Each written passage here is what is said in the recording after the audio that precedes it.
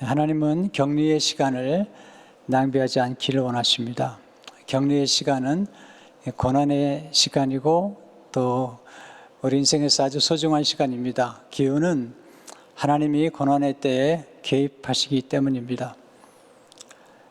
특별히 오늘은 다윗을 공부하려고 합니다. 다윗은 하나님의 마음이 합한 사람이었고 예수님이 다윗의 후손으로 오셨습니다. 그런 까닭에 다윗에 주는 격리가 우리에게 큰 의미를 주는 것입니다. 다윗의 격리의 장소는 아둘람 굴입니다. 사무엘상 22장 1절에 보시면 그러므로 다윗이 그곳을 떠나 아둘람 굴로 도망하매, 아둘람 굴은 격리의 장소입니다. 그 아둘람 굴에서 하나님은 다윗을 위대한 왕으로 키우시는 것을 보게 됩니다. 먼저 우리가 다윗의 아둘람 굴의 사건을 보기 전에 그의 어린 시절을 살펴보는 게 중요합니다. 저는 언제나 그 어떤 근원을 살피는 걸 좋아하는데요. 아둘람 굴이 있기 전에 또 아둘람 굴과 이어지는 그의 광야 생활이 있기 전에 어린 시절에 그는 격리를 경험하고 광야를 경험하게 됩니다. 여기서 배우는 첫 번째 교훈은 하나님은 어린 시절의 격리의 경험을 소중히 여기신다는 것입니다. 다윗이 아주 어린 나이에 격리를 경험하죠. 왜냐하면 사무엘이 이새의 집에 와서 기름을 부으러 왔는데 그 자리에 다윗은 없습니다. 다윗은 격리되어 있고 하나님께서 사무엘에게 그의 아들 일곱 명을 다 지나게 할 때 하나님께서 내가 그들의 외모를 보지 않는다, 내가 중심을 본다고 그렇게 말씀하시고 아무도 기름을 붓지 못하게 하셨습니다. 그때 사무엘이 또 다른 아들이 있느냐고 물었을 때 그 이새가 하는 말이 막내가 있습니다. 막내. 그러니까 8번째 아들인데 지금 양을 칩니다. 그 아들을 데려오라고 얘기합니다. 그러니까 그 아버지 이새와 그리고 형제들도 다윗을 아주 경멸하고 어떻게 보면 멸시했던 것입니다. 그래서 왕따를 시켰는데 그 사무엘은 그 당시에 최고의 선지자입니다. 근데 그가 왔는데 다윗은 격리된 채 아버지의 양을 치는데 그가 쳤던 양 치는 장소가 광야였습니다. 광야. 사무엘이 그를 불러오라 그렇게 명할 때 그를 불러오는데 사무엘상 16장 12절을 보게 되면 이에 보내어 그를 데려오며 그의 빛이 붉고 눈이 변하고 얼굴이 아름답더라. 여호와께서 가라사대 얘가 그니 일어나 기름을 부으라. 아니 하나님이 외모를 보지 않으신다고 그랬는데 다윗의 외모가 괜찮잖아요. 근데 자세히 살펴보면 다윗의 외모는 그의 외모보다도 그의 중심에서 나온다는 사실을 알게 됩니다. 그의 빛이 붉었다. 네, 얼굴빛이 좋았던 거죠. 만약에 그가 아버지 양을 치면서 오늘 사무엘이 왔는데 나를 양치라고 그런다면서 원망하고 불평했다면 그런 얼굴이 나올 수가 없습니다. 그러나 그는 긍정적이었고 얼굴이 밝았고 맑았습니다. 특별히 그의 눈이 빼어났다라고 이야기하고 있는데 현대인 성경은 그는 혈색이 좋고 눈에는 총기가 넘쳐 흐르는 잘생긴 소년이었다 그렇게 말씀하고 있습니다. 눈은 영혼의 창입니다. 사람의 눈은 그 사람의 마음을 담고 있는데 그 사람의 중심을 보여주는 것이 우리 눈이잖아요. 그런데 다윗은 총기가 있었고 그리고 눈이 빼어나고 그렇기 때문에 얼굴이 아름다웠다는 사실을 알게 됩니다. 사무엘이 그에게 기름을 부었을 때 다윗이 드디어 성령 충만하고 첫 번째 기름 부음을 경험합니다. 사무엘상 16장 13절에 오면 사무엘이 기름 뿔병을 가져다가 그 형제 중에서 그에게 부었더니 이날 이후로 다윗이 여호와의 영에게 크게 감동되니라. 사무엘이 떠나서 라마로 가니라. 하나님은 언제 사무엘을 통해서 지금 그 다윗이 기름을 부었지만 언제 다윗을 선택했을 것 같아요? 다윗이 아버지의 양을 칠 때 선택한 것을 볼 수가 있습니다. 특별히 시편 78편 70절에 72절에 오면 또 그의 종 다윗을 택하시되 양의 우리에서 취하시며 전양을 지키는 중에서 그들을 이끌어내사 그의 백성인 야곱 그의 소유인 이스라엘을 기르게 하셨더니 이에 그가 그들을 자기 마음의 완전함으로 기르고 그 손의 능숙함으로 그들을 지도했다. 그렇게 말씀하고 있습니다. 전향을 치는 중에, 그러니까 격리돼서 유대 광야에서 전향을 칠 때 그는 수금을 탔고 그는 물맷돌을 던지면서 아버지의 양을 지켰던 경험을 한 것입니다. 그는 격리의 시간에 불평하고 원망한 것이 아니라 아버지의 양을 치면서 미래를 준비하는 것입니다. 격리의 시간은 미래의 준비하는 시간인 것을 보게 됩니다. 그는 어릴 적에 벌써 격리를 한번 경험했던, 마치 모세가 어릴 적에 갈대 상자에서 격리를 경험한 것처럼, 아주 어린 요셉이 17세에 격리를 경험한 것처럼 지금 다윗도 격리를 경험하면서 그의 미래를 준비한 것을 보게 됩니다. 다윗은 어린 나이에 유대 광야에 격리되는 경험을 했습니다. 어린 나이의 광야 생활이 나중에 그의 미래를 준비시켜 준 것입니다. 다윗은 어린 나이에 그의 장래에 경험할 광야 지도를 준비한 것을 볼 수가 있습니다. 어린 시절이 굉장히 중요합니다. 어린 시절의 고난과 때로는 왕따와 이런 경험들이 나중에 보면 미래를 준비하는데, 다윗의 경우에는 그런 경험을 하게 된 것입니다. 두 번째, 하나님이 격려 중에 준비한 것을 따라 기회를 허락해 주신다는 사실입니다. 다윗이 격리된 채로 아버지의 양을 지킬 때 그가 어떤 태도를 취했는지를 하나님은 보셨습니다. 우리가 고난과 격려 중에 있을 때 어떤 태도를 취하느냐에 따라서 우리 미래는 달라지는데, 다윗은 그 어린 시절에 그가 아버지로부터 격리되고 형제들로부터 격리되는 왕따를 경험할 때 그는 아주 중요한 것을 준비합니다. 하나님께서 우리에게 보시는 것은 우리가 고난과 격려 중에 있을 때 어떤 태도로 또 무엇을 준비하느냐에 따라서 우리 미래를 하나님이 바라보신다는 사실입니다. 첫째로, 하나님 격려의 때에 맡겨진 일에 충성하기를 원하십니다. 다윗이 사실 양을 칠 때, 아버지 양을 칠 때 새끼 한 마리에 목숨을 걸었습니다. 나중에 골리앗 왕과 싸울 때 사울 왕에게 한 말이 그가 어떻게 아버지 양을 쳤는지를 잘 보여주고 있습니다. 사무엘상 17장 34절과 35절을 보시면 다윗이 사울에게 말하되, 주의 종이 아버지의 양을 지킬 때에 사자나 곰이 와서 양떼 새끼를 물어가면 내가 따라가서 그것을 치고 그 입에서 새끼를 건져내었고, 그것이 일어나 나를 해오고자 하면 내가 그 수염을 잡고 그것을 쳐 죽였나이다. 자기 양이 아닙니다. 아버지 양입니다. 아버지도 자기를 무시했고 형제도 자기를 무시하는데 그 아버지의 양을 지키기 위해서 양새끼 한 마리를 목숨을 걸었고 그에게 맡겨진 일에 충성했던 것을 보게 됩니다. 하나님은 맡겨진 일에 충성된 사람을 귀히 여기십니다. 또한 하나님은 작은 일에 충성된 사람을 귀히 여기십니다. 양새끼 한 마리에 목숨을 걸었던 것입니다. 하나님 작은 일에 최선을 다하는 사람을 귀히 여기십니다. 하나님 맡기신 일에 죽기까지 충성된 사람을 귀히 여기십니다. 그러니까 목숨을 걸고 사자와 싸웠던 것을 보게 됩니다. 하나님은 다윗이 목양을 잘하는 걸 보시고 그게 이스라엘 민족을 맡기신 거예요. 시편 78편 71절에 보면 전양을 지키는 중에서 그를 이끌어내사 그의 백성인 야곱, 그의 소유인 이스라엘을 기르게 하셨더니, 우리 일상의 삶 속에서 어떤 태도로 일하느냐가 중요한 것입니다. 두 번째, 하나님의 격려에 대해 뛰어난 능력을 연마하기를 원하십니다. 여러분 아신 것처럼 다윗은 물맷돌을 잘 던졌습니다.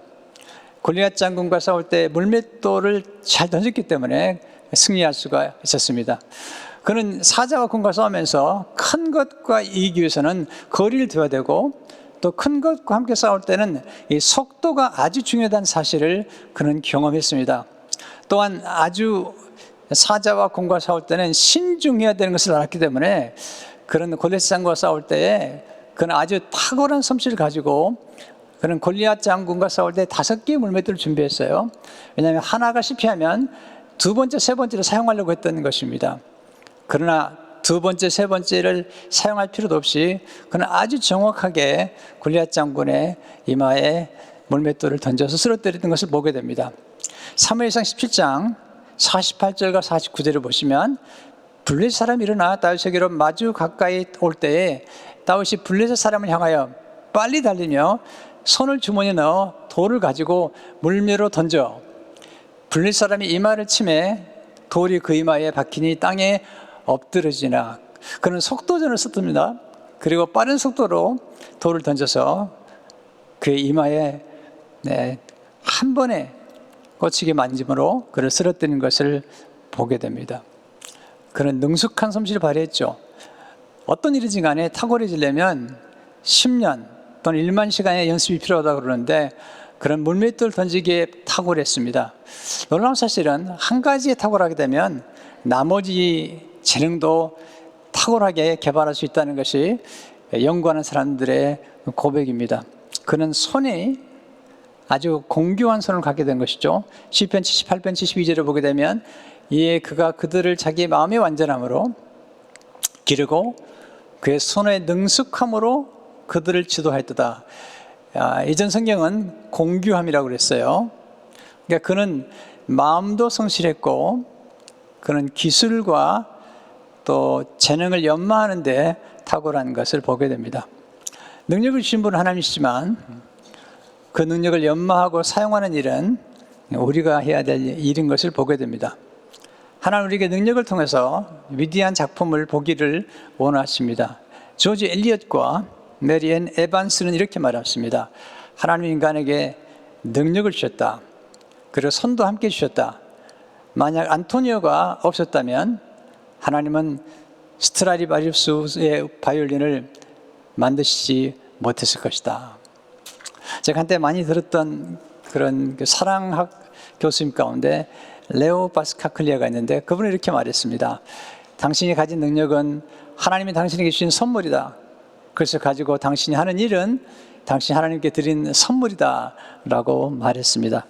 하나님 다윗의 완전함, 그의 마음의 성실함을 보셨어요. 하나님은 다윗을 내 마음에 합한 자라고 말씀하셔서 마음을 보셨고 또 그 손의 공교함, skillful hands를 보시고 그에게 일을 맡기신 것을 보게 됩니다. 세 번째, 하나님 격리할 때 하나님을 신뢰하기를 원합니다. 다윗은 재능을 연마했지만 그를 구해낸 것은 그의 재능이 아니라 하나님의 능력이었다고 사울왕에게 고백을 하죠. 이게 아주 다윗의 가장 탁월한 점입니다. 그의 재능을 연마했지만 그는 재능을 신뢰한 것이 아니라 전쟁은 하나님께 속해 있고 그리고 하나님이 자기를 건져내었다고 사무엘상 17장 30절에서 말씀하고 있습니다. 또 다윗이 이르되 여호와께서 나를 사자의 발톱과 곰의 발톱에서 건져내셨은즉 나를 이 블릴 사람의 손에서도 건져내시리다. 사울이 다윗에게 이르되 가라 여호와께서 너와 함께 계시기를 원하노라. 그를 사자와 곰의 발톱에서 건져낸 것은 그게 물맷돌 실력이 아니고 그의 탁월한 재능이 아니라 하나님이 그를 사자와 그리고 곰의 발톱에서 건져내었다고 말씀을 하고 있습니다. 다윗은 아버지의 양을 지키면서 하나님과 교제를 나눴습니다. 그리고 하나님과 대화했고 그리고 그 유대 광야에서 하나님이 자기를 건져내신 경험을 했습니다. 아둘람 굴에서 그가 쓴 시가 시편 34편과 57편과 142편인데요. 그중에 시편 34편을 보면 그가 이렇게 고백하죠. 6절에서 8절을 보시면 이 곤고한 자가 부르짖음에 여호와께서 들으시고 그의 모든 환난에서 구원하셨도다. 여호와의 천사가 주를 경외하는 자를 둘러 진치고 그들을 건지시는도다. 그는 하나님을 경외했습니다. 그리고 하나님의 선하심을 맛보았습니다. 너희는 여호와의 선하심을 맛보았지다. 그에게 피하는 자는 복이 있도다. 하나님 쓰신 인물들은 격리의 순간에 하나님을 신뢰했어요. 다윗은 그 어린 시절에 사자와 곰의 발톱에서 자기를 건져내시는 하나님을 알았고 경험했습니다.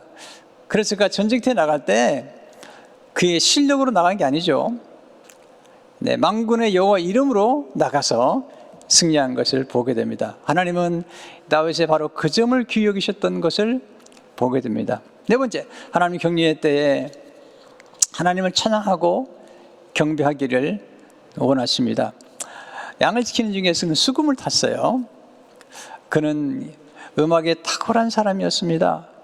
그 자연 속에서 새 노래를 불렀고 자연 속에서 하나님을 찬양하고 그 당시에 많은 시를 그의 가슴에 품었고 또 지었던 것이 분명합니다. 유대 광야는 뭐 아주 좀 삭막한 곳이지만 하늘에는 별이 총총하고 그리고 달은 밝았습니다. 그런 시편 8편 1절에서 이렇게 노래하죠. 여호와여, 여호와 우리 주여, 주의 이름은 온 땅이 어찌 그리 아름다운지요. 주의 영광이 하늘을 덮었나이다. 예. 하나님의 이름을 이렇게 찬양했어요. 하나님이 나를 사랑할 수밖에 없잖아요. 3절 4절에 보시면 주의 손가락으로 만드신 주의 하늘과 주께서 베풀어 주신 달과 별들이 내가 보오니 사람이 무엇이기에 주께서 그를 생각하시며 인자가 무엇이기에 주께서 그를 돌보시나이까. 그는 하늘의 별과 달을 찬양하고 하나님의 손가락으로 만드신 주의 하늘을 노래하고 있습니다. 그리고 사람 만드신 하나님을 찬양하고 있습니다. 언제 이런 시를 썼을까요? 그는 수금을 타면서 하나님을 찬양했고 그 수많은 시들은 그의 어린 시절에 그의 동심에서 나온 순수시며 또 감성시며 영성시인 것입니다. 그는 하나님의 영감을 받아서 시를 썼고 그의 시가 나중에 이스라엘 전 민족을 하나님께 인도하는데 찬양과 경배하는 곳을 만드는 나라로 그가 쓰임받은 것을 볼 수가 있습니다. 사실 하나님이 그의 수금 타는 솜씨를 통해서 사울을 만나게 합니다. 그가 이제 기름 부음 받았지만 장차가 왕이 되지만 왕궁에 제일 먼저 들어가게 된 그 계기는 일단 사울 왕이 악령이 들려서 혼돈스러울 때 그 신하들이 말을 합니다. 사울 왕이요, 수금을 잘 타는 사람 데려오십시오. 그럼 수금을 타면 왕이 병이 낫습니다 라고 말을 하는데, 그때 한 사람이, 한 소년이 다윗을 청구하잖아요. 사무엘상 16장 18절을 보게 되면 소년 중 한 사람이 대답하여 이르되 내가 베들레헴의 사람 이새의 아들을 본즉 수금을 탈 줄 알고 용기와 무용과 구분이 있는 준수한 자라, 여호와께서 그와 함께 계시리이다 하더라. 저는 이 소년이 궁금해요. 어떻게 이 소년이 이 다윗을 알아봤을까? 네, 수금도 잘 타고 또 구변도 있고 용기도 있고 하나님이 함께 한다는 사실을 얘기하니까 데려오라고 그랬어요. 수금을 탔더니 낫습니다. 사무엘상 16장 3절을 보게 되면 하나님께서 부리시는 악령이 사울에게 이를 때에 다윗이 수금을 들고 와서 손으로 탄즉 사울이 상쾌하게 낫고 악령이 그에서 떠나더라. 예수는 놀라운 것입니다. 음악은 이렇게 놀라운 것입니다. 음악을 통해서 귀신이 떠나가고 혼미된 영혼이 소생하는 것을 보게 됩니다. 루이즈 브루주아는 이렇게 말했습니다. 예수는 회복입니다. 인생의 상처를 치료해주고 걱정과 근심으로 분열된 것을 온전하게 만들어줍니다. 음악을 통해서 우린 치유를 경험하도록, 예수를 통해서 치유를 경험하도록 하나님께서 만드신 것을 보게 됩니다. 하나님의 경륜 중에 다윗 왕이 하나님을 찬미하는 걸 보았습니다. 그리고 경배하는 걸 보았습니다. 하나님을 노래하는 것을 보고 하나님께서 그를 선택해서 이스라엘 왕으로 만드셨습니다. 결국은 그의 물맷돌 솜씨가 골리앗을 쓰러뜨렸고 그의 수금 타는 솜씨를 통해서 사울 왕을 만나게 되는 그런 놀라운 역사가 나타나는 것을 보게 됩니다. 마지막으로 하나님은 어두운 동굴에서 인물을 키우신다는 사실입니다. 다윗이 골리앗 장군을 쓰러뜨렸을 때에 인기가 대단했습니다.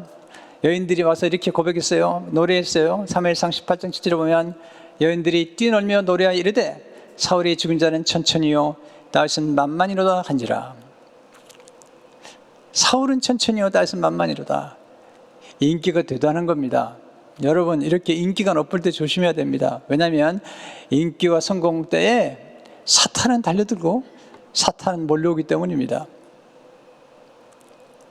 다윗은 그날 이후로 사울의 질투를 받아서 사울이 그를 죽이려고 합니다. 권력이라는 것은 참 무서운 것입니다. 자기의 가장 사랑하는 아들의 친구, 요나단의 친구 다윗, 또 자기 딸을 미가를 주었던 그 사이를 죽이려고 계속해서 10여 년 동안 사울을 추격하는 것을 보게 됩니다. 그는 도망갑니다. 마치 모세가 도망가듯, 마치 야곱이 도망가듯 이렇게 도망가는 것입니다. 그리고 아기스 왕 앞에 갔다가 나중에 미친 척을 하고 그가 다시 도망해서 아둘람 굴에 오는 것을 보게 됩니다. 오늘 본문이죠. 사무엘상 22장 1절에 보시면, 그러므로 다윗이 그것을 떠나 아둘람 굴로 도망하며 그 형제와 아버지의 온 집이 듣고 그리로 내려가서 그에게 이르렀고. 아둘람 굴은 어두운 것이고 그 당시에 동굴은 꽤 컸어요. 네, 뒤에 말씀드리겠지만은 많은 사람이 그 안에 숨어 있을 정도로 동굴이 컸습니다. 그 동굴 속에서 이제 아둘람 굴에서 있을 동안에 가족들이 찾아오게 되고, 그때 찾아왔던 사람들이 재밌어요. 사무엘상 22장 2절에 보시면 환난당한 모든 자와 빚진 모든 자와 마음이 온통한 자가 다 그에게로 모였고 그는 그들의 우두머리가 되었는데 그와 함께한 자가 400명가량이었더라. 참, 사람이 찾아왔는데 환난당한 모든 자, 빚진 모든 자, 마음이 온통한 자가 그를 찾아왔습니다. 왜 이 사람 찾아왔을까요? 이 사람들은 변화를 원하는 거예요. 사울왕 아래서 너무 환난을 당하고 또 가난해서 빚진 자가 되었고 그리고 상처를 받아 원통한 자가 됐기 때문에 이제 다윗 왕 같은 왕을 만나면 새로운 왕국, 새로운 세계가 열릴 것을 믿고 찾아왔던 것을 보게 됩니다. 바로 거기서 그 동굴 안에서 사실 사람들이 모여지고 키워지는 것을 보게 됩니다. 물론 동굴만 거한 게 아니고 나중에 그 광야도 거하지만 그 동굴 안에서 놀라운 경험을 하는 것을 보게 됩니다. 마치 요셉이 구덩이에 감옥에 들어간 것처럼 사실 동굴은 옥과 같은 것입니다. 감옥과 같은 것입니다. 그가 아둘람 굴에서 쓴 시를 보면 그가 옥이라는 표현을 씁니다. 여기서 왜 하나님께서 이 동굴로 보냈을까요? 첫째로 하나님은 어두운 굴 속에 부활을 감춰주셨기 때문입니다.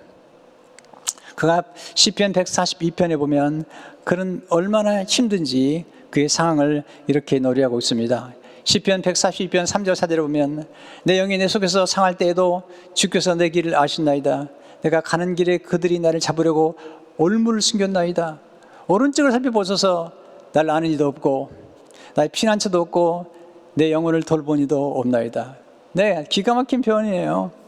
그리고 이어서 말합니다. 6절 7절에서 나의 부르짖음을 들으소서 나는 심히 비천하나이다.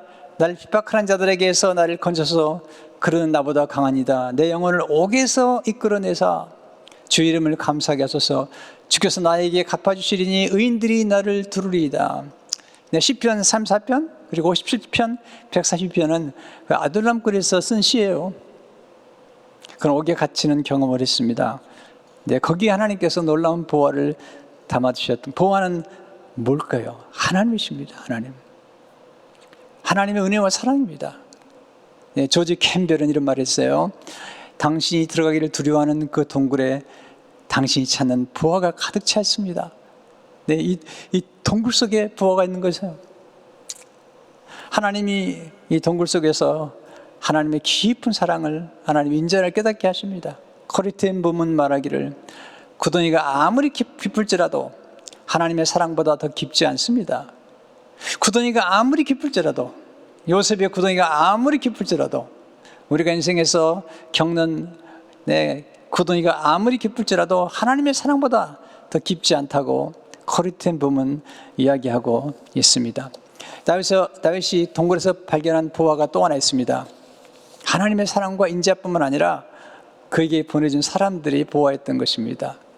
네, 사람들, 네, 그에게 찾아왔던 환난당한 자, 그리고 빚진 자, 원통한 자들이 나중에 보면 그의 용사가 되어서 다윗 왕궁을 세우는 것을 보게 됩니다.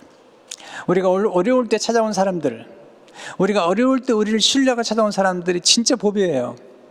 대개 사람들은 어려움을 당하면 떠납니다. 다윗이 인기가 대단했잖아요. 만만이에요, 만만. 근데 이제는 그는 사울왕의 추적을 받고 있죠. 그냥 가진 게 없어요.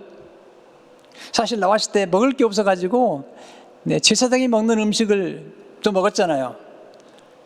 그는 칼도 창도 없었습니다. 그래서 오히려 골리앗의 칼을 가지고 나왔지 않습니까? 그렇게 어려울 때에 찾아온 사람들이 보배인 것입니다. 제 생애도 보면 제 인생에서 어려울 때 함께 저와 동행해 주시고 또 저를 믿어주셨던 분들이 제 생애 가운데 보배요, 저의 은인이요, 저의 귀인이신 것이죠. 많은 사람들이 어려움을 당하면 떠납니다. 그러나 다윗 주위에 찾아왔던 사람들, 이 사람들은 다윗을 신뢰했고 다윗을 믿었습니다. 바로 그때 다윗이 그들을 놀라운 인물로 만들어서 역대상 12장 8절은 이렇게 기록하고 있어요. 다윗에게 돌아온 적이 있었으니 다 용사요, 싸움에 익숙하여 방패와 창을 능히 쓰는 자라. 그의 얼굴은 사자 같고 빠르게는 산의 사슴 같으니. 다윗이 키운 거예요. 용사로 키운 겁니다.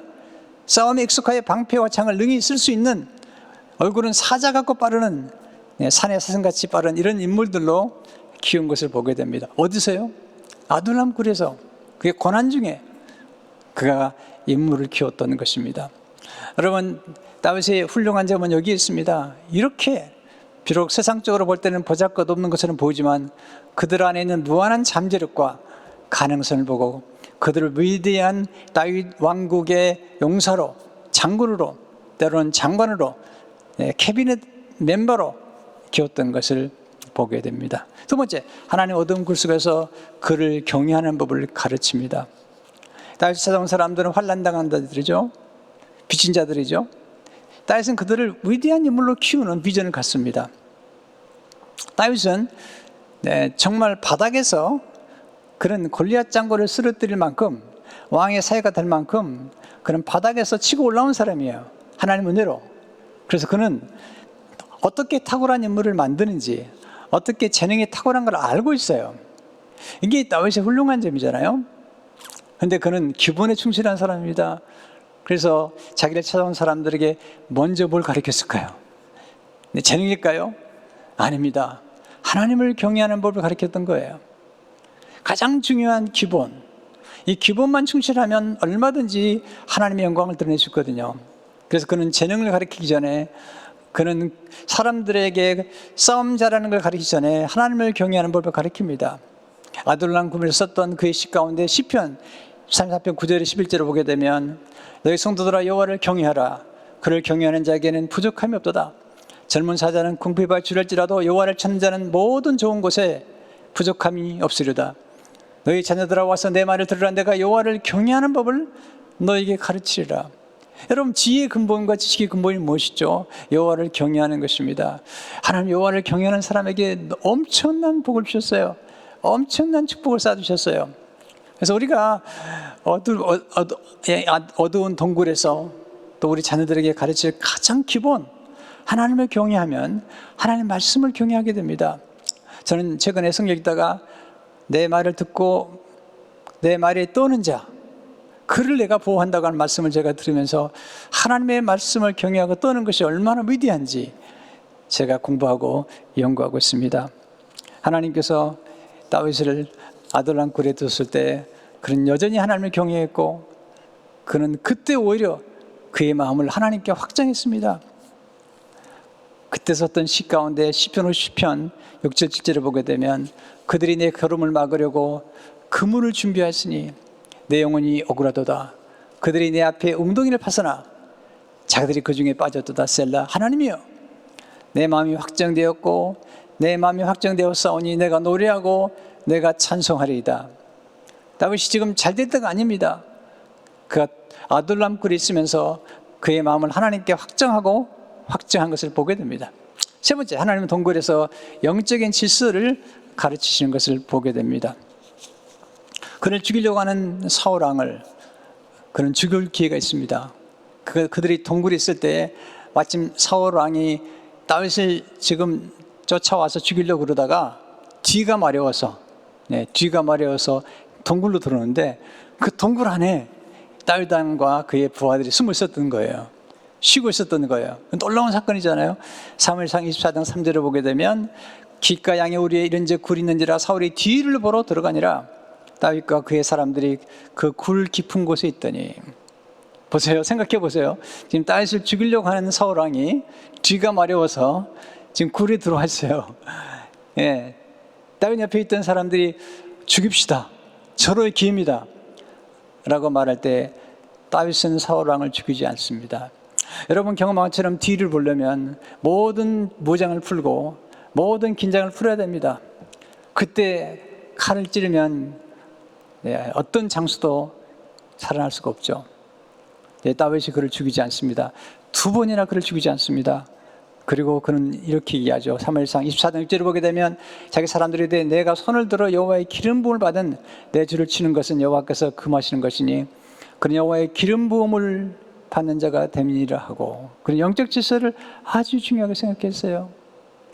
2번이나 사울 왕을 죽일 수 있었습니다. 그러나 그는 기름 부음 받은 자를 죽여서 제가 스스로 왕이 되려고 하지 않았습니다. 여러분 아신 것처럼 다윗은 기름을 받았고 사무엘이 기름을 부었기 때문에 사람도 압니다. 그의 실력도 압니다. 이제 사울 왕을 죽이면 왕이 되는 것입니다. 그러나 그는 그렇게 하지 않고 하나님의 때를 기다립니다. 하나님을 경외하는 사람은 때를 기다립니다. 하나님의 영적 질서를 아는 사람들은 하나님의 때를 육신의 방법으로 앞당기지 않습니다. 하나님의 기름 부음 받은 종들을 귀히 여깁니다. 이것이 영적 질서의 중요성인 것입니다. 사울이 그를 살려준 다윗을 향해서 그의 원수가 다윗을 존중합니다. 여러분 우리가 살아가면서 우리의 원수들까지도 우리를 존중할 수 있다면 우리 인생에서 사실은 승리하는 것이죠. 원수와 대적들이, 경쟁자가 우리를 존중할 수 있다면 그것은 성공한 것이죠. 인생에서. 사울이 말합니다. 사무엘상 24장 17절 보면 사울이 이르되 내 아들 다윗아 이것이 내 목소리냐 하고 소리를 높이 울며 다윗에게 이르되 나는 너를 학대하되 너는 나를 선대하니 너는 나보다 의롭도다. 내가 나 선대한 것을 오늘 나타냈으니 여호와께서 나를 내 손에서 넘기셨으나 내가 나를 죽이지 아니하였도다. 사람이 그의 원수를 만나면 그를 평안히 가게 하겠느냐. 내가 오늘 내게 행한 일로 말미암아 여호와께서 내게 손으로 갚으시기를 원하노라. 영적 질서 아주 중요한 것입니다. 하나님을 경외하는 사람은 육의 힘으로 영적 질서를 무너뜨리지 않습니다. 하나님을 경외하는 사람은 육의 방법으로 하나님의 때를 앞당기지 않습니다. 하나님을 경외하는 사람은 하나님의 때가 찰 때까지 기다립니다. 여기서 다윗이 큰 그릇이 됩니다. 원수까지 품고 용서할 수 있는 그릇, 원수를 살려줄 수 있는 그릇, 그리고 그의 품에 원통한 자, 환난당한 자, 가난한 자를 품을 수 있는 정말 중국 현인의 말처럼 시내와 강 가운데 바다가 왕이 된 것은 가장 낮은 곳에서 모든 것을 품기 때문이라고 얘기했어요. 다윗은 가장 낮은 곳에서 모든 사람을 품는 놀라운 역사를 일으키는 것을 볼 수가 있습니다. 여러분 하나님을 정말 크게 하려면 그릇이 커야 됩니다. 원수까지 품고 용서하고 그리고 소외된 자, 가난한 자를 품을 수 있는 그런 큰 그릇이 될 때 하나님께서 크게 사용하신 것을 보게 됩니다. 다윗이 그런 인물이에요. 원수까지 사랑하고 하나님의 영적 질서를 절대 깨트리지 아니하고 지키는 사람들. 여러분 신앙생활 잘하는 비결이 여기 있습니다. 여러분들이 교회 안에서나 또는 모든 환경 가운데서 하나님을 경외하고 하나님을 신뢰하고 그리고 영적 질서를 지켜나갈 수 있다면 하나님께서 여러분의 생애를 정말로 계속해서 축복하실 것입니다. 예수님은 동굴에서 태어나서 동굴에서 부활하셨습니다. 이번에 이 동굴 얘기를 하다 보니까 바바라 브라운 테일러가 쓴 책을 읽게 됐어요. 예수님이 동굴에 태어나셨더라고요. 마국간은 마국간이지만 그게 동굴이에요. 그는 이렇게 기록하고 있습니다. 예수님은 동굴에서 태어나고 동굴에서 부활하셨다. 대다수 사람처럼 나도 베들레헴 마국간이라고 하면 나무로 지은 헛간에 집을 깐 모습을 상상했었다.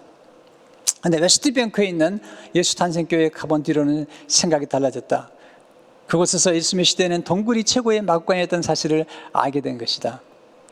판자 사이로 바람들이 치는 소리도 나지 않고 몰래 다가오는 포식자도 차단할 수 있는 곳, 예수님이 태어나신 곳은 사실 예수님 탄생교회의 내부가 아니라 그 아래쪽, 즉 재단 밑은 작은 동굴이라고 할 수 있다.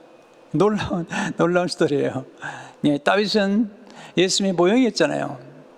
다윗은 아둘람 굴에서 인물이 되잖아요. 예수님은 동굴에서 태어나셨다는 것입니다. 뿐만 아니라 우리가 아는 것처럼 예수님이 부활하시고 또 예수님께서 십자가에 그 죽으신 다음에 그 시신을 모셨던 것은 무덤인데 그게 동굴이에요. 아리마대 요셉이 시신을 모셔다가 예수님을 그 무덤, 그 동굴에 안장한 것을 볼 수 있습니다. 제가 터키에 가서 갑바도기아를 가봤는데요. 그 갑바도기아에는 그 동굴이 이렇게 파면 동굴이 돼요. 한 곳은 갔더니요, 거의 한 8층 정도 되는 동굴이에요. 내려가도 끝이 없어요. 거기는 흙을 파고 나잖아요. 그럼 이렇게 굳어가지고 흙 같은 거예요. 굳어가지고 동굴이 되는데 그 동굴에 사람들이 생활하고 거기서 예배했어요. 갑바도기아 한번 기회가 되시면 터키 한번 가보세요. 놀라운 광경이에요. 그러니까 그 당시에 동굴은 이렇게 만들어가지고 시신을 모시던 것인데 거기서 주님께서 부활하셨던 것을 보게 되죠. 여기 한번 조금 더 읽어드리겠습니다. 예수님이 동굴에서 부활하셨다면 그것은 완전한 침묵과 완전한 어둠, 축축한 돌냄새와 파낸 흙냄새로 가득했을 것이다.